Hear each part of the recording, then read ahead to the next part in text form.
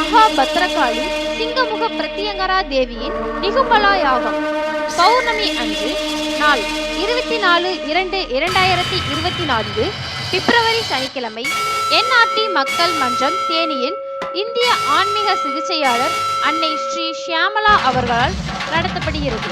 நிகும்பலா யாகத்தில் போடப்படும் 1008 மூலிகைகளும் உன்னதமானது. அதனால் சுற்றுச்சூழல் பாதுகாப்பதன் மூலம் மக்களின் சுவாசத்தையும் தூய்மையாக்கி மனதுக்கும் உடலுக்கும் ஆரோக்கியத்தையும் மன நிம்மதியையும் கொடுக்கும்.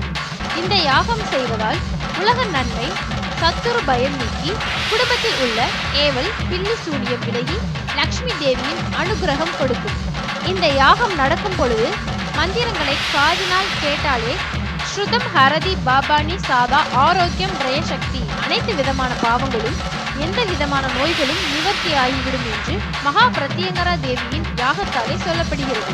யாக புகை சுவாசிப்பதால் சாபங்கள், தோஷங்கள், பலிகள், தடைகள் அகன்றி குழந்தைகள் படிப்பில் முன்னேற்றம், திருமணம் ஆகாதவர்கள் திருமணம் கைகூடும், குழந்தை பாக்கியம் கிட்டும், தொழில் முன்னேற்றம், அனைத்து காரியங்களும் வெற்றிதான்.